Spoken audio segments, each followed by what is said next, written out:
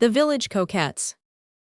About the year 1834, when the earliest of the sketches by Boz were appearing in print, a young composer named John Hulla set to music a portion of an opera called The Gondolier, which he thought might prove successful on the stage.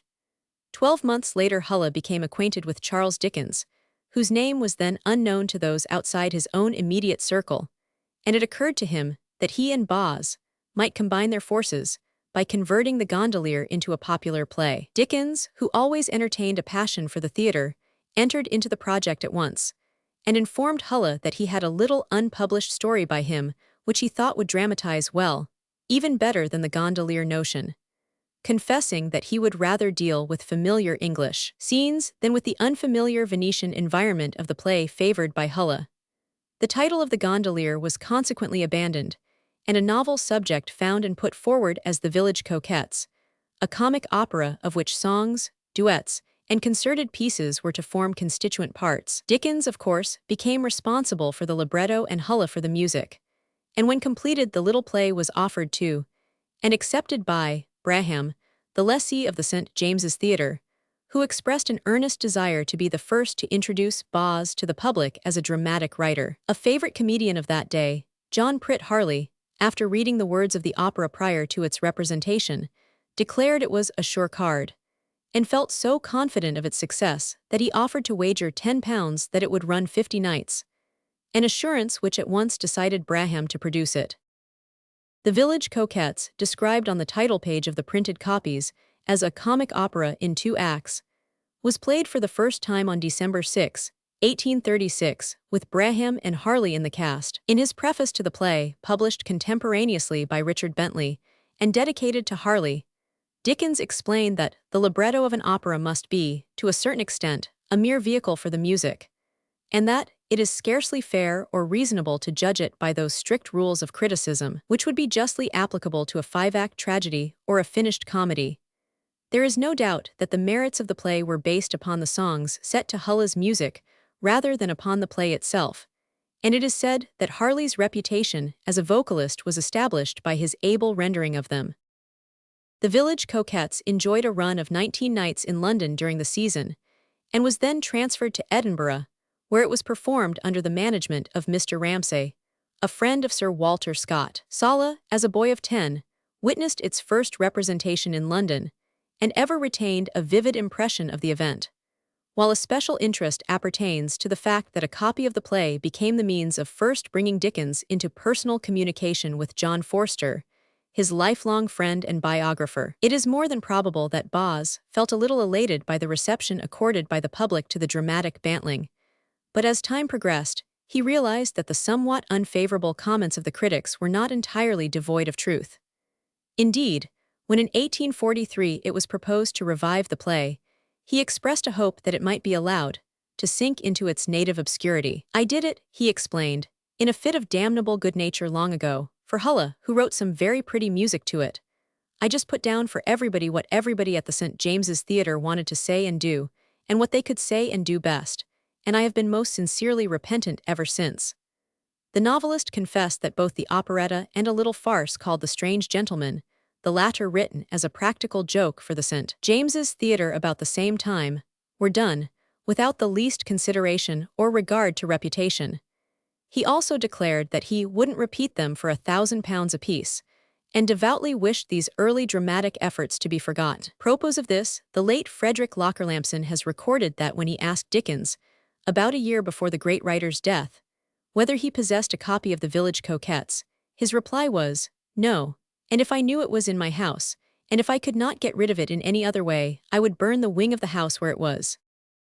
Although, perhaps, not of a high order of merit, The Village Coquettes is not without bibliographical interest, and may be regarded as a musical and literary curiosity. Copies of the first edition of the little play are now seldom met with, and whenever a perfect impression comes into the market it commands a good price, even as much as 10 or 12. Indeed, a particularly fine copy was sold at Sotheby's in 1889 for £25. In 1878, the words of the opera were reprinted in facsimile by Richard Bentley, for which a frontispiece was etched by F. W. Palethorpe a year later. The Village Coquettes. Round Hail to the merry autumn days, when yellow cornfields shine, far brighter than the costly cup that holds the monarch's wine. Hail to the merry harvest time, the gayest of the year, the time of rich and bounteous crops, rejoicing and good cheer. 'Tis pleasant on a fine spring morn to see the buds expand. 'Tis pleasant in the summer time to view the teeming land. 'Tis pleasant on a winter's night to crouch around the blaze. But what are joys like these, my boys, to autumn's merry days? Then hail to merry autumn days, when yellow cornfields shine, far brighter than the costly cup that holds the monarch's wine. And hail to merry harvest time, the gayest of the year, the time of rich and bounteous crops, rejoicing and good cheer. Lucy's Song. Love is not a feeling to pass away, like the balmy breath of a summer day. It is not, it cannot be, laid aside. It is not a thing to forget or hide. It clings to the heart, ah woe is me, as the ivy clings to the old oak tree. Love is not a passion of earthly mold, as a thirst for honor or fame or gold. For when all these wishes have died away, the deep strong love of a brighter day, though nourished in secret, consumes the more, as the slow rust eats to the iron's core. Squire Norton's Song. That very wise head, old Sop, said, the bow should be sometimes loose. Keep it tight forever, the string you sever. Let's turn his old moral to use. The world forget, and let us yet the glass our spirits buoying, revel tonight in those moments bright, which make life worth enjoying. The cares of the day, old moralists say, are quite enough to perplex one. Then drive today's sorrow away till tomorrow, and then put it off till the next one. Chorus, the cares of the day, etc. Some plodding old crones, the heartless drones, appeal to my cool reflection, and ask me whether such nights can ever charm sober recollection. Yes, yes, I cry, I'll grieve and die, when those I love forsake me. But while friends so dear surround me here, let care, if he can, o'ertake me. Chorus, the cares of the day, etc. George Edmunds' Song. Autumn leaves, lie strewn around me here. Autumn leaves, how sad, how cold, how drear. How like the hopes of childhood's day, thick clustering on the bough. How like those hopes in their decay. How faded are they now. Autumn leaves, lie strewn around me here. Autumn leaves, how sad, how cold, how drear. Withered leaves, that fly before the gale. Withered leaves, ye tell a mournful tale of love once true, and friends once kind, and happy moments fled, dispersed by every breath of wind, forgotten, changed, or dead. Autumn leaves, lie strewn around me here. Autumn leaves, how sad, how cold, how drear. Rose's Song. Some folks who have grown old and sour say love does nothing but annoy. The fact is, they have had their hour, so envy what they can't enjoy. I like the glance, I like the sigh, that does of ardent passion tell. If some folks were as young as I'm sure they'd like it quite as well.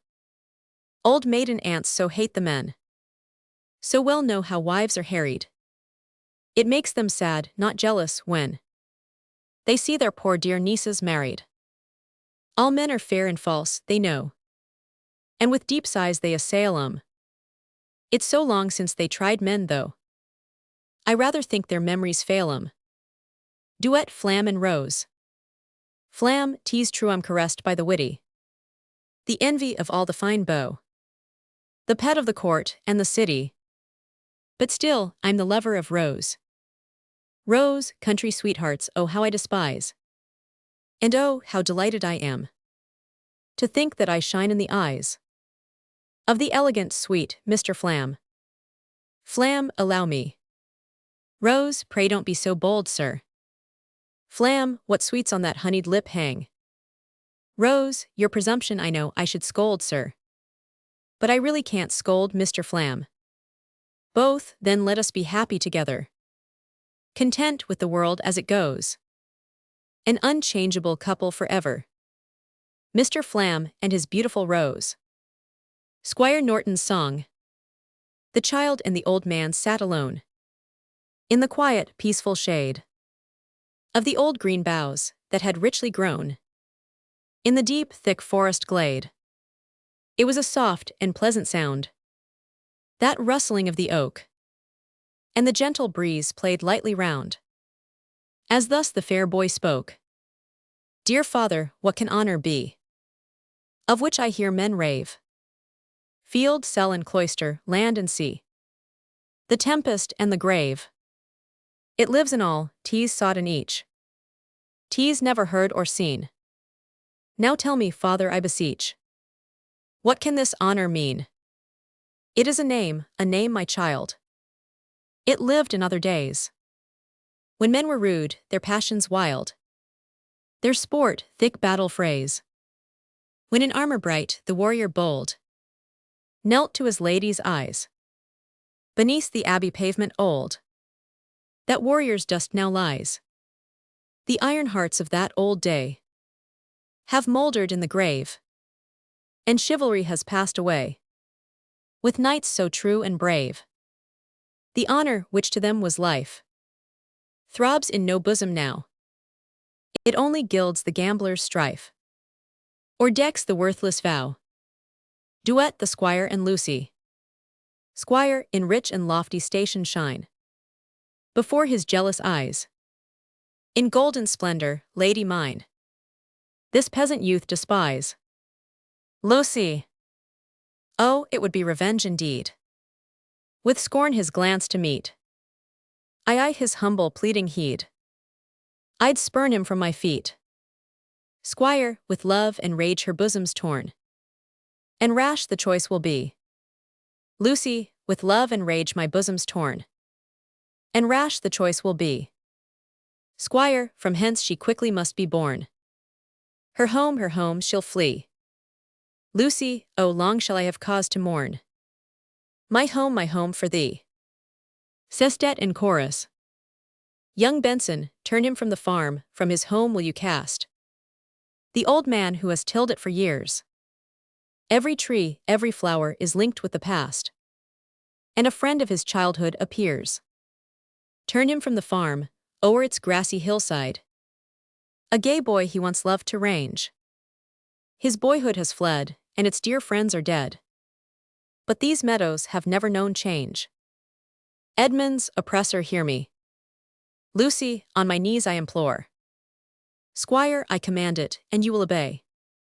Rose, rise, dear Lucy, rise, you shall not kneel before the tyrant who drives us away. Squire, your sorrows are useless, your prayers are in vain. I command it, and you will be gone. I'll hear no more. Edmunds, no, they shall not beg again of a man whom I view with deep scorn. Flam, do not yield. Young Benson. Squire. Lucy. Rose, leave the farm. Edmunds, your power I despise. Squire, and your threats, boy, I disregard too. Flam, do not yield. Young Benson. Squire. Lucy. Rose, leave the farm. Rose, if he leaves it he dies. Edmunds, this base act, proud man, you shall rue. Young Benson, turn him from the farm, from his home will you cast. The old man who has tilled it for years. Every tree, every flower is linked with the past, and a friend of his childhood appears. Squire, yes, leave the farm, from his home I will cast. The old man who has tilled it for years. Though each tree and flower is linked with the past, and a friend of his childhood appears. Chorus. He has turned from his farm, from his home he has cast. The old man who has tilled it for years. Though each tree and flower is linked with the past, and a friend of his childhood appears. Quartet. Squire, hear me, when I swear that the farm is your own. Through all changes fortune may make. The base charge of falsehood I never have known. This promise I never will break. Rose and Lucy, let us leave. Lucy, he swears it, dear brother. Squire, I swear it. Young Benson, away. Squire, I swear it. Young Benson, you swear to deceive. Squire, hear me, when I swear that the farm is your own. Through all changes fortune may make. Lucy and Rose, hear him when he swears that the farm is our own. Through all changes fortune may make. Young Benson, hear him swear that the farm is our own. Through all changes fortune may make. Squire, the base charge of falsehood I never have known. This promise I never will break. Lucy and Rose, the base charge of falsehood he never has known. This promise he never will break. Young Benson, the base charge of falsehood he often has known. This promise he surely will break. Squire Norton's song. There's a charm in spring when everything is bursting from the ground. When pleasant shores bring forth the flowers, and all is life around. In summer day, the fragrant hay most sweetly scents the breeze, and all is still, save murmuring rill, or sound of humming bees. Old autumn comes, with trusty gun. In quest of birds we roam. Unerring aim, we mark the game, and proudly bear it home. A winter's night has its delight. Well warmed to bed we go. A winter's day, we're blithe and gay. Snipe shooting in the snow. A country life without the strife and noisy din of town is all I need. I take no heed of splendor or renown. And when I die, oh let me lie where trees above me wave. Let wild plants bloom around my tomb, my quiet country grave.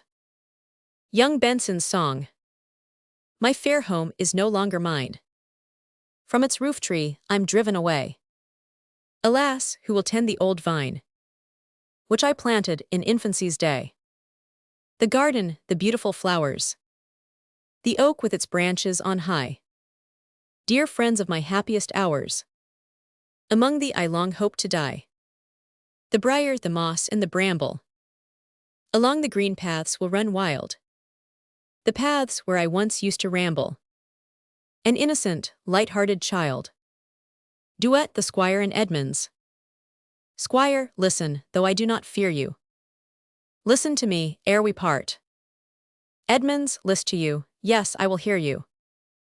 Squire, yours alone is Lucy's heart. I swear it, by that heav'n above me. Edmonds, what, can I believe my ears?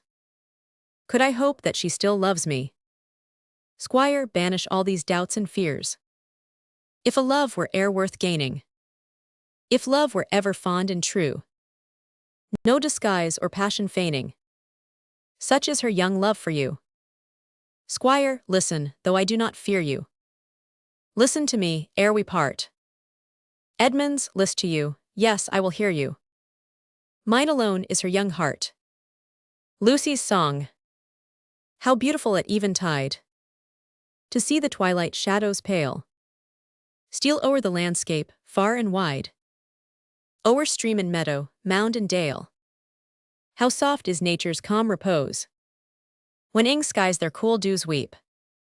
The gentlest wind more gently blows, as if to soothe her in her sleep. The gay morn breaks, mists roll away, all nature awakes to glorious day. In my breast alone, dark shadows remain. The peace it has known, it can never regain. Chorus. Join the dance with step as light as every heart should be tonight. Music, shake the lofty dome in honor of our harvest home. Join the dance and banish care. All are young and gay and fair. Even age has youthful grown in honor of our harvest home. Join the dance, bright faces beam, sweet lips smile and dark eyes gleam. All these charms have hither come in honor of our harvest home. Join the dance with step as light as every heart should be tonight. Music, shake the lofty dome In honor of our harvest home. Quintet. No light bound. Of stag or timid hare. O'er the ground. Where startled herds repair. Do we prize so high or hold so dear as the eyes that light our pleasures here? No cool breeze that gently plays by night o'er calm seas whose waters glisten bright. No soft moan that sighs across the lea. Harvest home is half so sweet as thee. Lyric from The Lamplighter. A farce. 1838. The Lamplighters. In 1838, Dickens agreed to prepare a little play for Macready, the famous actor, then the manager of Drury Lane Theatre. It was called The Lamplighter, and when completed the author read aloud the unfortunate little farce, as he subsequently termed it, in the green room of the theatre. Although the play went through rehearsal, it was never presented before an audience, for the actors would not agree about it, and at Macready's suggestion, Dickens consented to withdraw it, declaring that he had no other feeling of disappointment connected with this matter, but that which arose from the failure in attempting to serve his friend. The manuscript of the play, not in Dickens's handwriting, reposes in the Forster Library at the Victoria and Albert Museum, and in 1879 it was printed for the first time, in the form of a pamphlet, of which only 250 copies were issued. When rejected by Macready as unsuitable for stage presentation, The Lamplighter was adapted by Dickens to another purpose. That is to say, he converted it into a tale called The Lamplighter's Story, for publication in the Picnic Papers, issued in 1841 for the benefit of the widow of Macron, Dickens's first publisher, who died in great poverty. Between the farce and the story there are but slight differences. The duet of two verses, sung by Tom and Betsy to the air of The Young May Moon, cannot of course be regarded as a remarkable composition, but it served its purpose sufficiently well, and for that reason deserves recognition. Duet from The Lamplighter. Ere the Young May Moon. Tom, there comes a new moon 12 times a year. Betsy, and when there is none, all is dark and drear. Tom, in which I espy. Betsy, and so too do I. Both, a resemblance to womankind very clear. Both, there comes a new moon 12 times a year. And when there is none, all is dark and drear. Tom, in which I espy. Betsy, and so do I. Both, a resemblance to womankind very clear. Second verse.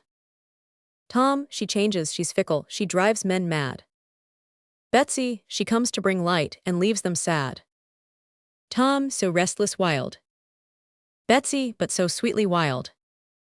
Both, that no better companion could be had. Both, there comes a new moon 12 times a year. And when there is none, all is dark and drear. Tom, in which I espy. Betsy, and so do I. Both, a resemblance to womankind very clear. Songs from The Pickwick Papers. 1837. The Ivy Green. The Ivy Green. This famous ballad of 3 verses from the 6th chapter of Pickwick is perhaps the most acceptable of all Dickens's poetical efforts. It was originally set to music, at Dickens's request, by his brother-in-law Henry Burnett, a professional vocalist, who, by the way, was the admitted prototype of Nicholas Nickleby. Mr. Burnett sang the ballad scores of times in the presence of literary men and artists, and it proved an especial favorite with Landor. The Ivy Green was not written for Pickwick, Mr. Burnett assured me, but on its being so much admired the author said it should go into a monthly number, and it did. The most popular setting is undoubtedly that of Henry Russell, who has recorded that he received, as his fee, the magnificent sum of 10 shillings. The ballad in this form went into many editions, and the sales must have amounted to tens of thousands. The Ivy Green. Oh, a dainty plant is the ivy green, that creepeth o'er ruins old. Of right choice food are his meals, I ween. In his cell so lone and cold. The wall must be crumbled, the stone decayed, to pleasure his dainty whim. And the mouldering dust that years have made is a merry meal for him. creeping where no life is seen. A rare old plant is the ivy green. Fast he stealeth on, though he wears no wings. And a staunch old heart has he. How closely he twineth, how tight he clings to his friend the huge oak tree.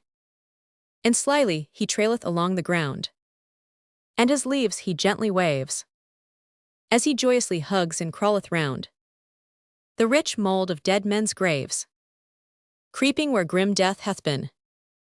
A rare old plant is the ivy green. Whole ages have fled and their works decayed, and nations have scattered been. But the stout old ivy shall never fade from its hale and hardy green. The brave old plant, in its lonely days, shall fatten upon the past, for the stateliest building man can raise is the ivy's food at last, creeping on where time has been. A rare old plant is the ivy green. Roman 2, A Christmas Carol. A Christmas Carol. The 5 stanzas bearing the above title will be found in the 28th chapter of Pickwick, where they are introduced as the song which that hospitable old soul, Mr. Wardle, sung appropriately, in a good, round, sturdy voice, before the Pickwickians and others assembled on Christmas Eve at Manor Farm. The carol, shortly after its appearance in Pickwick, was set to music to the air of Old King Cole, and published in the Book of British Song New Edition, with an illustration drawn by Alfred Croquille, i.e., A.H. Forrester. A Christmas Carol. I care not for spring, on his fickle wing. Let the blossoms and buds be born. He woos them ammon with his treacherous rain, and he scatters them ere the morn. An inconstant elf, he knows not himself, nor his own changing mind an hour. He'll smile in your face, and with wry grimace he'll wither your youngest flower. Let the summer sun to his bright home run. He shall never be sought by me. When he's dimmed by a cloud I can laugh aloud, and care not how sulky he be. For his darling child is the madness wild, that sports in fierce fever's train. And when love is too strong, it don't last long, as many have found to their pain. A mild harvest night, by the tranquil light of the modest and gentle moon, has a far sweeter sheen, for me I ween, than the broad and unblushing noon. But every leaf awakens my grief, as it lieth beneath the tree. So let autumn air be never so fair, it by no means agrees with me. But my song I troll out, for Christmas stout, the hardy, the true and the bold. A bumper I drain, and with might and main give 3 cheers for this Christmas old. We'll usher him in with a merry din, that shall gladden his joyous heart, and we'll keep him up, while there's bite or sup, and in fellowship good we'll part. In his fine honest pride, he scorns to hide one jot of his hard-weather scars. They're no disgrace, for there's much the same trace on the cheeks of our bravest tars. Then again I sing, till the roof doth ring, and it echoes from wall to wall. To the stout old wight, fair welcome tonight, as the king of the seasons all. Roman 3, Gabriel Grubb's Song. Gabriel Grubb's Song. The sexton's melancholy dirge, in the 29th chapter of Pickwick, seems a little incongruous in a humorous work. The sentiment, however, thoroughly accords with the philosophically gravedigger's gruesome occupation. The story of the goblins who stole a sexton is one of several short tales, chiefly of a dismal character, introduced into Pickwick. They were doubtless written prior to the conception of Pickwick, each being probably intended for independent publication, and in a manner similar to the Boz sketches. For some reason, these stories were not so published, and Dickens evidently saw a favorable opportunity of utilizing his unused manuscripts by inserting them in the Pickwick Papers. Gabriel Grubb's Song. Brave lodgings for one, brave lodgings for one. A few feet of cold earth, when life is done. A stone at the head, a stone at the feet. A rich, juicy meal for the worms to eat. Rank grass overhead, and damp clay around. Brave lodgings for one, these in holy ground. Roman 4, Romance. Romance. It will be remembered that while Sam Weller and his coaching friends refreshed themselves at the little public house opposite the insolvent court in Portugal Street, Lincoln's Inn Fields, prior to Sam joining Mr. Pickwick in the Fleet, that faithful body servant was persuaded to oblige the company with a song. "Raleigh, gentlemen," said Sam, "I'm not worry much in the habit o' singin' without the instrument, but anythin' for a quiet life," as the man said ven he took the sitivation at the lighthouse. With this prelude, Mr. Samuel Weller burst at once into the following wild and beautiful legend, which, under the impression that it is not generally known, we take the liberty of quoting. We would beg to call particular attention to the monosyllable at the end of the second and fourth lines, which not only enables the singer to take breath at those points, but greatly assists the meter. The Pickwick Papers, Chapter Roman 43.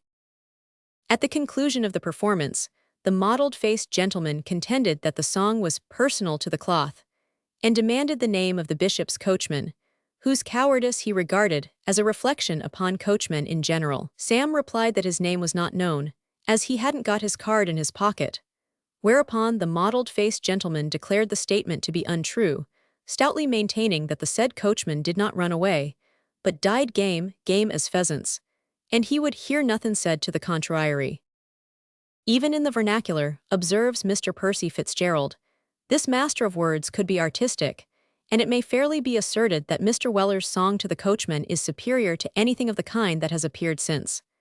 The two stanzas have been set to music, as a humorous part song, by Sir Frederick Bridge, Muse, Doc. M.V.O., the organist of Westminster Abbey, who informs me that it was written some years since, to celebrate a festive gathering in honor of Dr. Turpin, Secretary of the College of Organists. It has had a very great success, says Sir Frederick, and is sung much in the north of England at competitions of choirs.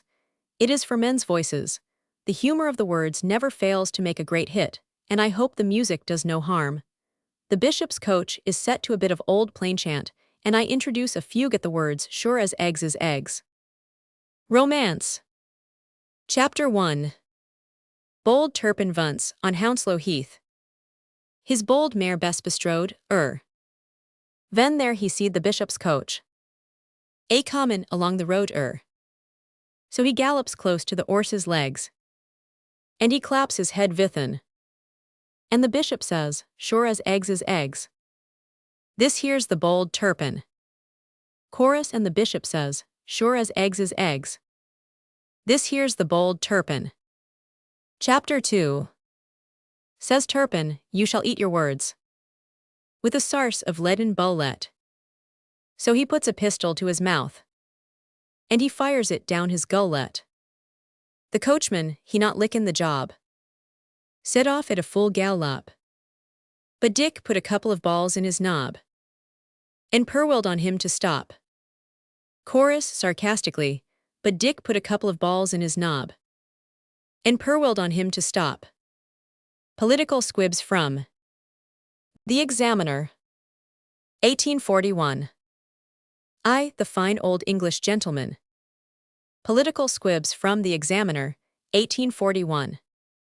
In August 1841, Dickens contributed anonymously to The Examiner, then edited by Forster, 3 political squibs, which were signed W, and were intended to help the Liberals in fighting their opponents. These squibs were entitled respectively, "The Fine Old English Gentleman, to be said or sung at all conservative dinners," "The Quack Doctor's Proclamation," and "Subjects for Painters," after Peter Pindar. Concerning those productions, Forster says, "I doubt if he ever enjoyed anything more than the power of thus taking part occasionally, unknown to outsiders, in the sharp conflict the press was waging at the time. In all probability, he contributed other political rhymes to the pages of The Examiner as events prompted. If so, they are buried beyond easy reach of identification." Writing to Forster at this time, Dickens said, "By Jove, how radical I am getting! I wax stronger and stronger in the true principles every day." He would, observes Forster, sometimes even talk, in moments of sudden indignation at the political outlook, of carrying off himself and his household gods like Coriolanus to a world elsewhere. This was the period of the Tory interregnum, with Sir Robert Peel at the head of affairs. The Fine Old English Gentleman. New versions. To be said or sung at all conservative dinners. I'll sing you a new ballad, and I'll warrant it first rate. Of the days of that old gentleman who had that old estate, when they spent the public money at a bountiful old rate, on every mistress, pimp and scamp, at every noble gate. In the fine old English Tory times, soon may they come again. The good old laws were garnished well with gibbets, whips and chains, with fine old English penalties, and fine old English pains, with rebel heads, and seas of blood once hot in rebel veins. For all these things were requisite to guard the rich old gains of the fine old English Tory times. Soon may they come again. This brave old code, like Argus, had 100 watchful eyes, and every English peasant had his good old English spies, to tempt his starving discontent with fine old English lies, then call the good old yeomanry to stop his peevish cries. In the fine old English Tory times, soon may they come again. The good old times for cutting throats that cried out in their need, the good old times for hunting men who held their father's creed, the good old times when William Pitt, as all good men agreed, came down direct from paradise at more than railroad speed. Oh, the fine old English Tory times! When will they come again? In those rare days, the press was seldom known to snarl or bark, but sweetly sang of men in power, like any tuneful lark. Grave judges, too, to all their evil deeds were in the dark, and not a man in 20 score knew how to make his mark. Oh, the fine old English Tory times! Soon may they come again. Those were the days for taxes, and for war's infernal din, for scarcity of bread, that fine old dowagers might win, for shutting men of letters up, through iron bars to grin, because they didn't think the prince was altogether thin. In the fine old English Tory times, soon may they come again. But tolerance, though slow in flight, is strong-winged in the main. That night must come on these fine days, in course of time was plain. The pure old spirit struggled, but its struggles were in vain. A nation's grip was on it, and it died in choking pain. With the fine old English Tory days, all of the olden time, the bright old day now dawns again, the cry runs through the land.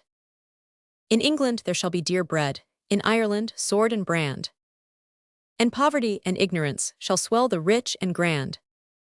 So rally round the rulers with the gentle iron hand of the fine old English Tory days. Hail to the coming time. W. Roman 2, the Quack Doctor's Proclamation. The Quack Doctor's Proclamation. Tune a cobbler there was. An astonishing doctor has just come to town, who will do all the faculty perfectly brown. He knows all diseases, their causes and ends, and he begs to appeal to his medical friends. Tal diral. Diddle dal. Tal diral diddle. Diddle dal. Tal diral dull. He's a magnetic doctor and knows how to keep the whole of a government snoring asleep. To popular clamors, till popular pins are stuck in their midriffs, and then he begins. Tal diral. He's a clairvoyant subject and readily reads his countrymen's wishes, condition and needs, with many more fine things I can't tell in rhyme. And he keeps both his eyes shut the whole of the time. Tal diral. You mustn't expect him to talk, but you'll take most particular notice the doctor's awake. Though for aught from his words or his looks that you reap, he might just as well be most confoundedly sleepy. Tal diral. Homopathy, too, he has practiced for ages. You'll find his prescriptions in Luke Hansard's pages, just giving his patient, when maddened by pain, of reform the 10,000th part of a grain. Tal diral. He's a medicine for Ireland, in portable papers, the infallible cure for political vapors. A neat label round it his prentices tie. Put your trust in the Lord, and keep this powder dry. Tal diral. He's a corn doctor also, of wonderful skill. No cutting, no rooting up, purging or pill. You're merely to take, 'stead of walking or riding, The sweet schoolboy exercise, innocent sliding. Tal de râle. There's no advice gratis, if high ladies send. His legitimate fee, he's their soft-spoken friend. At the great public counter with one hand behind him, and one in his waistcoat, they're certain to find him. Tal de râle. He has only to add he's the real Dr. Flam. All others being purely fictitious and sham. The house is a large one, tall, slated and white, with a lobby and lights in the passage at night. Tal de râle. Diddle doll. Tal de râle diddle. Diddle doll. Tal de râle doll. W's. Roman 3, subjects 4 painters. Subjects 4 painters. After Peter Pindar. To you, Sir Martin, and your co-RAs. I dedicate in meek, suggestive lays some subjects for your academic palates, hoping, by dint of these my scanty jobs, to fill with novel thoughts your teeming knobs, as though I beat them in with wooden mallets. To you, Maclies, who Eve's fair daughters paint with nature's hand, and want the maudlin taint of the sweet Chalon school of silk and ermine. To you, E. Lancier, who from year to year delight in beasts and birds, and dogs and deer, and seldom give us any human vermin. To all who practice art or make believe, I offer subjects they may take or leave. Great Sibthorpe and his butler in debate. Arcades ambo on affairs of state. Not altogether gone, but rather funny. Cursing the Whigs for leaving in the lurch. R.D. good, pleasant, gentlemanly church would make a picture, cheap at any money. Or Sibthorpe as the Tory sec, at war, encouraging his mates with loud iher. From treasury benches, most conspicuous end. Or Sib's mustachios curling with a smile, as an expectant premier without calls him his honorable and gallant friend. Or Sibthorpe traveling in foreign parts, through that rich portion of our eastern charts, where lies the land of popular tradition, and fairly worshipped by the true devout, in all his comings in and goings out, because of the old Turkish superstition. Fame with her trumpet, blowing very hard, and making earth rich with celestial lard, in puffing deeds done through Lord Chamberlain Howe, while some few thousand persons of small gains, who give their charities without such pains, look up, much wondering what may be the row. Behind them Joseph Hume, who turns his pate to where great Marlborough House in princely state shelters a host of lacqueys, lords and pages, and says he knows of dowagers a crowd, who, without trumpeting so very loud, would do so much, and more, for half the wages. Lim, sirs, the highest lady in the land, when Joseph Surface, fawning cap in hand, delivers in his list of patriot mortals those gentlemen of honor, faith, and truth, who, foul-mouthed, spat upon her maiden youth, and dog-like did defile her palace portals. Paint me the Tories, full of grief and woe, weeping to voters over Frost and co. Their suffering, erring, much enduring brothers. And in the background, don't forget to pack, each grinning ghastly from its bloody sack, the heads of Thistlewood, Despard, and others. Paint, squandering the club's election gold. Fierce lovers of our Constitution old. Lords hooray that sacred, ladies greatest debtors. And let the law, forbidding any voice or act of peer to influence the choice of English people, flourish in bright letters. Paint that same dear old lady, ill at ease, weak in her second childhood, hard to please, unknowing what she ails or what she wishes, with all her Carlton nephews at the door, deafening both aunt and nurses with their roar, fighting already for the loaves and fishes. Leaving these hints for you to dwell upon, I shall presume to offer more anon. W's. Prologue to Westland Marstun's play, The Patrician's Daughter, 1842. Prologue to The Patrician's Daughter.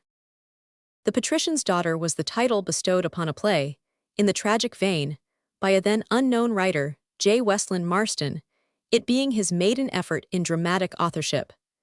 Dickens took great interest in the young man and indicated a desire to promote the welfare of his production by composing some introductory lines. To Macready he wrote, "The more I think of Marston's play, the more sure I feel that a prologue to the purpose would help it materially, and almost decide the fate of any ticklish point on the first night. Now I have an idea, not easily explainable in writing, but told in 5 words, that would take the prologue out of the conventional dress of prologues, quite. Get the curtain up with a dash, and begin the play with a sledgehammer blow. If, on consideration, you should agree with me, I will write the prologue heartily." Happily for the author, his little tragedy was the first new play of the season, and it thus attracted greater attention. Its initial representation took place at Drury Lane Theatre on December 10, 1842, and the fact that Dickens's dignified and vigorous lines were recited by Macready, the leading actor of his day, undoubtedly gave prestige to this performance. But the play, although it made a sensation for the moment, did not enjoy a long run, its motive being for some reason misunderstood. As explained by the editors of the Letters of Charles Dickens, it was to a certain extent an experiment in testing the effect of a tragedy of modern times and in modern dress, the novelist's prologue being intended to show that there need be no incongruity between plain clothes of the 19th century and high tragedy. The Patrician's Daughter, a tragedy in 5 acts, appeared in pamphlet form during the year prior to its being placed upon the boards. The prologue was printed for the first time in the Sunday Times, December 11, 1842, and then in the Theatrical Journal and Stranger's Guide, December 17, 1842. By the kind permission of Miss Hogarth, the lines are here reproduced from the revised and only correct version in the Letters of Charles Dickens. In the preface to the second edition of the play, 1842, the author thus acknowledges his indebtedness to Dickens for the prologue, which, however, does not appear in the book. "How shall I thank Mr. Dickens for the spontaneous kindness which has furnished me with so excellent a letter of introduction to the audience? The simplest acknowledgment is perhaps the best, since the least I might say would exceed his estimate of the obligation, while the most I could say would fail to express mine." Prologue to The Patrician's Daughter. Spoken by Mr. Macready.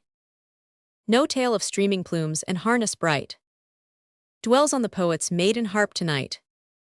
No trumpet's clamor and no battle's fire breathes in the trembling accents of his lyre.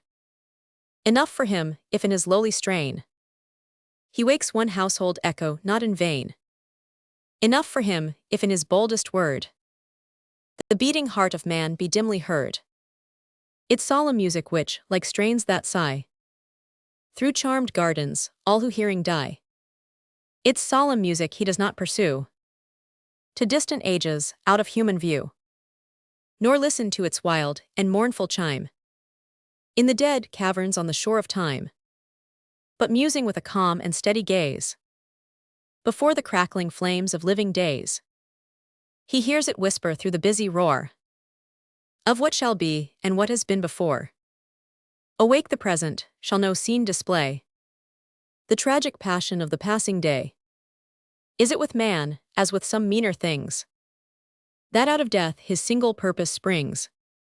Can his eventful life no moral teach, until he be, for aye, beyond its reach? Obscurely shall he suffer, act and fade, dubbed noble only by the sexton's spade. Awake the present, though the steel-clad age find life alone within its storied page. Iron is worn at heart by many still. The tyrant custom binds the serf-like will. If the sharp rack and screw and chain be gone, these later days have tortures of their own. The guiltless writhe, while guilt is stretched in sleep, and virtue lies, too often, dungeon deep. Awake the present, what the past has sown be in its harvest garnered, reaped, and grown. How pride breeds pride, and wrong engenders wrong. Read in the volume truth has held so long, assured that where life's flowers freshest blow, the sharpest thorns and keenest briars grow. How social usage has the power to chain good thoughts to evil in its highest range, to cramp the noble soul and turn to ruth. the kindling impulse of our glorious youth, crushing the spirit in its house of clay. Learn from the lessons of the present day. Not light its import and not poor its mean. Yourselves the actors, and your homes the scene. A word in season. From the Keepsake. 1844. A word in season. The Keepsake, one of the many fashionable annuals published during the early years of Queen Victoria's reign, had for its editor in 1844 the gorgeous Countess of Blessington, the reigning beauty who held court at Gore House, Kensington, where many political, artistic, and literary celebrities forgathered. Bulwer Lytton, Disraeli, Dickens, Ainsworth, D'Orsay, and the rest. Her ladyship, through her personal charm and natural gifts, succeeded in securing the services of eminent authors for the aristocratic publication. Even Dickens could not resist her appeal, and in a letter to Forster, dated July 1843, he wrote, "I have heard, as you have, from Lady Blessington, for whose behalf I have this morning penned the lines I send you herewith. But I have only done so to excuse myself, for I have not the least idea of their suiting her, and I hope she will send them back to you for the Examiner." Lady Blessington, however, decided to retain the thoughtful little poem, which was referred to in the London Review 23 years later, as a graceful and sweet apologue, reminding one of the manner of Hood. The theme of the poem, which Forster describes as a clever and pointed parable in verse, was afterwards satirized in Chadbend, Bleak House, and in the idea of religious conversion through the agency of moral pocket handkerchiefs. A word in season. They have a superstition in the East that Allah, written on a piece of paper, is better unction than can come of priest, of rolling incense, and of lighted taper, holding that any scrap which bears that name, in any characters, its front impressed on, shall help the finder through the purging flame, and give his toasted feet a place to rest on. Accordingly, they make a mighty fuss with every wretched tract and fierce oration, and hoard the leaves, for they are not, like us, a highly civilized and thinking nation, and always stooping in the miry ways to look for matter of this earthy leaven. They seldom, in their dust-exploring days, have any leisure to look up to heaven. So have I known a country on the earth where darkness sat upon the living waters, and brutal ignorance and toil and dearth were the hard portion of its sons and daughters, and yet were they who should have oped the door of charity and light for all men's finding, squabbled for words upon the altar floor, and rent the book in struggles for the binding. The gentlest man among these pious Turks, God's living image ruthlessly defaces. Their best high churchman, with no faith in works, bowstrings the virtues in the marketplaces. The Christian pariah, whom both sects curse, they curse all other men and curse each other. Walks through the world not very much the worse, does all the good he can, and loves his brother. Verses from the Daily News. 1846. I, the British Lion. Verses from the Daily News, 1846. The Daily News, it will be remembered, was founded in January 1846 by Charles Dickens, who officiated as its first editor. He soon sickened of the mechanical drudgery appurtening to the position and resigned his editorial functions the following month. From January 21st to March 2nd, he contributed to its columns a series of traveling sketches, afterwards reprinted in volume form as pictures from Italy. He also availed himself of the opportunity afforded him, by his association with that newspaper, of once more taking up the cudgels against the Tories, and, as in the case of the Examiner, his attack was conveyed through the medium of some doggerel verses. These were entitled The British Lion, a new song but an old story, to be sung to the tune of the Great Sea Snake. They bore the signature of Catnach, the famous ballad singer, and were printed in the Daily News of January 24, 1846. 3 weeks later, some verses of a totally different character appeared in the columns of the Daily News, signed in full, Charles Dickens. One Lucy Simpkins of Bremhill or Bremble, a parish in Wiltshire, had just previously addressed a night meeting of the wives of agricultural laborers in that county, in support of a petition for free trade, and her vigorous speech on that occasion inspired Dickens to write The Hymn of the Wiltshire Laborers. thus offering an earnest protest against oppression. Concerning the hymn, a writer in a recent issue of Christmas Bells observes, "It breathes in every line the teaching of the Sermon on the Mount, the love of the All-Father, the redemption by His Son, and that love to God and man on which hang all the law and the prophets." The British Lion. A new song, but an old story. Tune the Great Sea Snake. O.P. raps you may have heard, and if not, I'll sing. Of the British lion free, that was constantly a-going for to make a spring upon his enemy, but who, being rather groggy at the knees, broke down always before, and generally gave a feeble wheeze, instead of a loud roar. Right to a rel, lure rel, fee fa fum. The British lion bold, that was always a-going for to do great things, and was always being sold. He was carried about in a carawan, and was showed in country parts. And they said, walk up be in time he can eat corn law leagues like tarts. And his showman, shouting there and then, to puff him didn't fail. And they said, as they peeped into his den, oh, don't he wag his tail. Now, the principal keeper of this poor old beast, Juan Humbug was his name, would once every day stir him up, at least. And wasn't that a game? For he hadn't a tooth, and he hadn't a claw, in that struggle so sublime. And however sharp they touched him on the raw, he couldn't come up to time. And this, you will observe, was the reason why Juan Humbug, on weak grounds, was forced to make believe that he heard his in all unlikely sounds. So there wasn't a bleat from an Essex calf, or a duke, or a lordling slim. But he said, with a worry triumphant laugh, I'm blessed if that ain't him.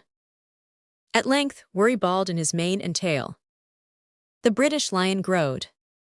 He pined and declined, and he satisfied the last debt which he owed. And when they came to examine the skin, it was a wonder sore to find that the animal within was nothing but a boar. Right to a rel, lure rel, fee fa fum. The British lion bold, that was always a-going for to do great things, and was always being sold. Catneck. Aye, the hymn of the Wiltshire labourers.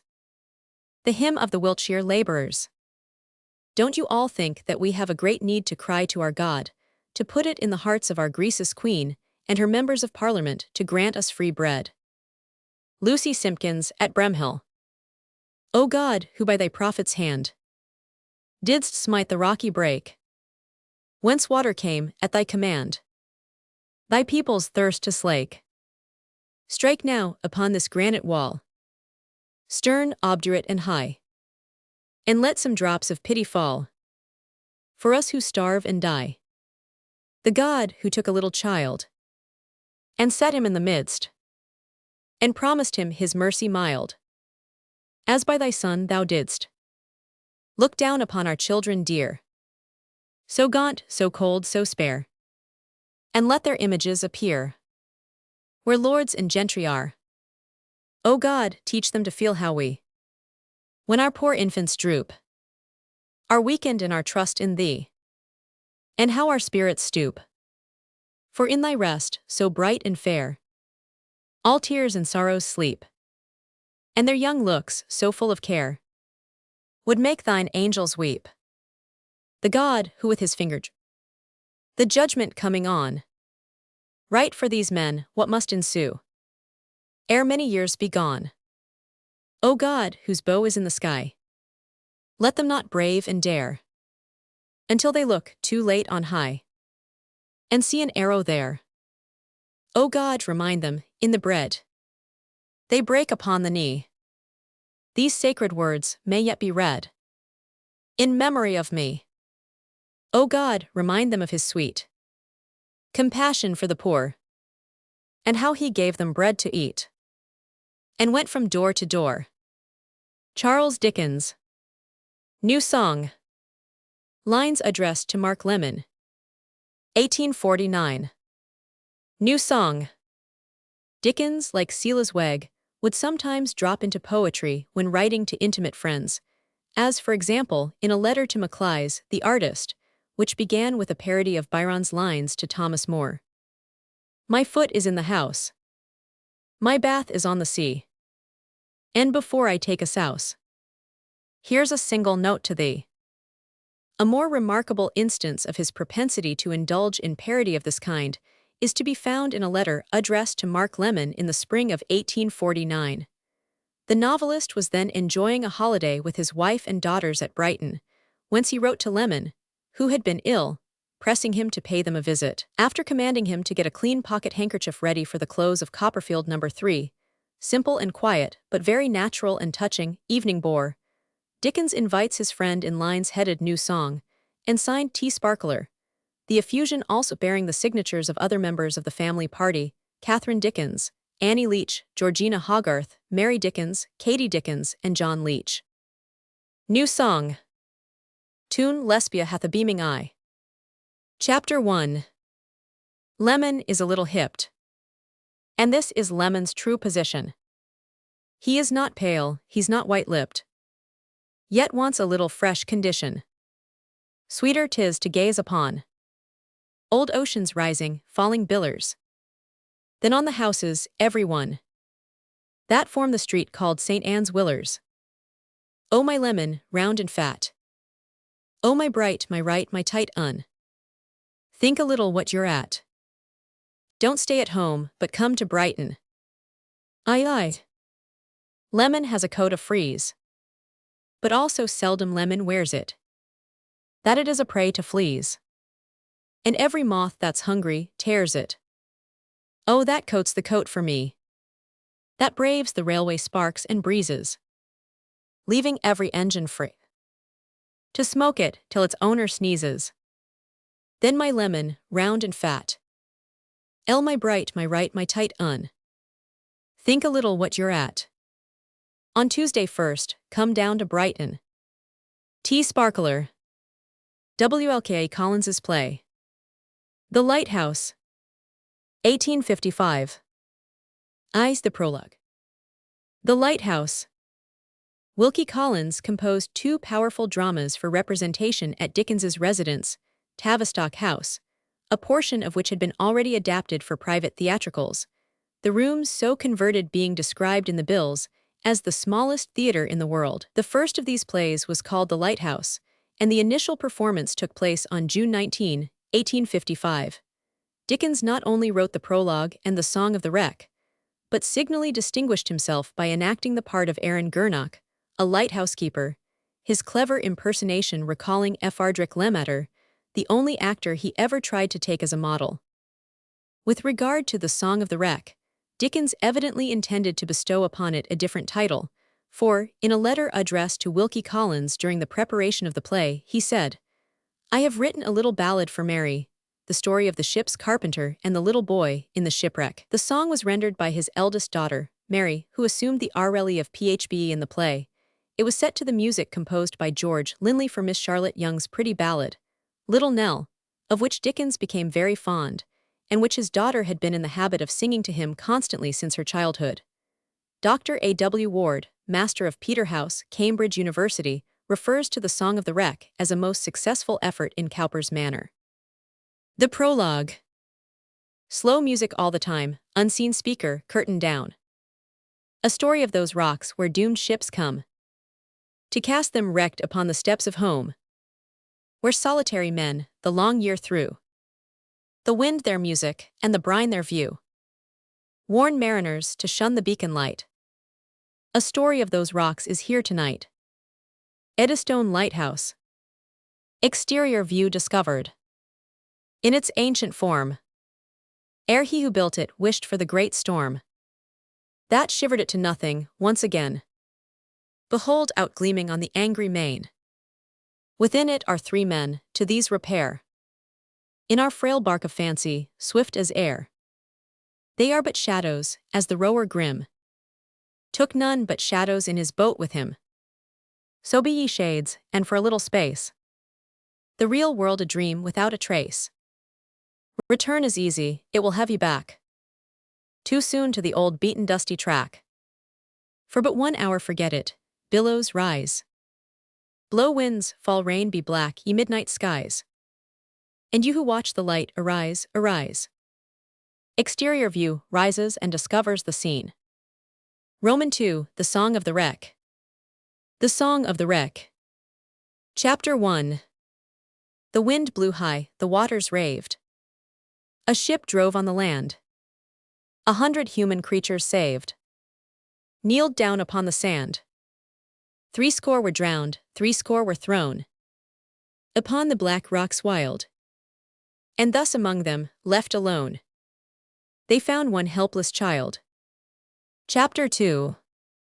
A seaman rough, to shipwreck bred, stood out from all the rest, and gently laid the lonely head upon his honest breast. And traveling o'er the desert wide, it was a solemn joy to see them, ever side by side, the sailor and the boy. Chapter 3. In famine, sickness, hunger, thirst, the two were still but one, until the strong man drooped the first, and felt his labors done. Then to a trusty friend he spake, across the desert wide, "Oh, take this poor boy for my sake," and kissed the child and died. Chapter 4. Toiling along in weary plight, through heavy jungle, mire, these two came later every night, to warm them at the fire, until the captain said one day, "O seaman good and kind, to save thyself, now come away, and leave the boy behind." The child was slumbering near the blaze. "O captain, let him rest, until it sinks, when God's own ways shall teach us what is best." They watched the whitened ashy heap. They touched the child in vain. They did not leave him there asleep. He never woke again. Prologue to W.L.K. Collins's play, The Frozen Deep. 1856. The Frozen Deep. The second drama written by Wilkie Collins for the Tavistock House Theatre was first acted there in January 1857, and subsequently at the Gallery of Illustration in the presence of Queen Victoria and the royal family. As in the case of The Lighthouse, the play had the advantage of a prologue in rhyme by Charles Dickens, who again electrified his audiences by marvelous acting, the character of Richard Warder, a young naval officer, being selected by him for representation.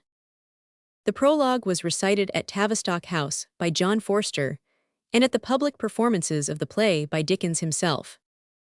It is not generally known that a by no means inconsiderable portion of the drama was composed by Dickens, as testified by the original manuscripts of the play and of the prompt book, which contain numerous additions and corrections in his handwriting.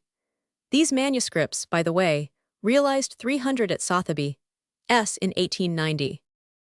The main idea of A Tale of Two Cities was conceived by Dickens when performing in the Frozen Deep. "A strong desire was upon me then," he writes in the preface to the story, "to embody it in my own person, and I traced out in my fancy the state of mind of which it would necessitate the presentation to an observant spectator, with particular care and interest. As the idea became familiar to me, it gradually shaped itself into its present form. Throughout its execution, it has had complete possession of me. I have so far verified what is done and suffered in these pages, as that I have certainly done and suffered it all myself." Prologue to The Frozen Deep. Curtain rises, mists and darkness, soft music throughout. One savage footprint on the lonely shore, where one man listened to the surge's roar. Not all the winds that stir the mighty sea can ever ruffle in the memory. If such its interest enthrall, oh then, pause on the footprints of heroic men, making a garden of the desert wide, where Perry conquered death and Franklin died. To that white region where the lost lie low, wrapped in their mantles of eternal snow, unvisited by change, nothing to mock. Those statues sculptured in the icy rock. We pray your company, that hearts is true, though nothings of the air may live for you. Nor only yet that on our little glass a faint reflection of those wilds may pass, but that the secrets of the vast profound Within us, an exploring hand may sound, testing the region of the icebound soul, seeking the passage at its northern pole, softening the horrors of its wintry sleep, melting the surface of that frozen deep. Vanish, ye mists, but ere this gloom departs, and to the union of three sister arts, we give a winter evening, good to know, that in the charms of such another show, that in the fiction of a friendly play, the Arctic sailors too put gloom away, forgot their long night, saw no starry dome, hailed the warm sun, and were again at home. Vanish, ye mists, not yet do we repair to the still country of the piercing air, but seek, before we cross the troubled seas, an English hearth and Devon's waving trees. A child's hymn from The Wreck of the Golden Mary, 1856. A child's hymn. The Christmas number of Household Words for 1856 is especially noteworthy as containing the hymn of 5 verses which Dickens contributed to the second chapter. This made a highly favorable impression, and a certain clergyman, the Rev. R.H. Davies, was induced to express to the editor of Household Words his gratitude to the author of these lines for having thus conveyed to innumerable readers such true religious sentiments. In acknowledging the receipt of the letter, Dickens observed that such a mark of approval was none the less gratifying to him because he was himself the author of the hymn. There cannot be many men, I believe, he added, who have a more humble veneration for the New Testament or a more profound conviction of its all-sufficiency than I have. If I am ever, as you tell me I am, mistaken on this subject, it is because I discountenance all obtrusive professions of and tradings in religion as one of the main causes why real Christianity has been retarded in this world, and because my observation of life induces me to hold in unspeakable dread and horror those unseemly squabbles about the letter which drive the spirit out of hundreds of thousands. Vide Forster's Life of Charles Dickens, Book XI, Roman 3. A child's hymn. Hear my prayer, O Heavenly Father. Ere I lay me down to sleep, bid thy angels, pure and holy, round my bed their vigil keep. My sins are heavy, but thy mercy far outweighs them every one. Down before thy cross I cast them, trusting in thy help alone. Keep me through this night of peril, underneath its boundless shade.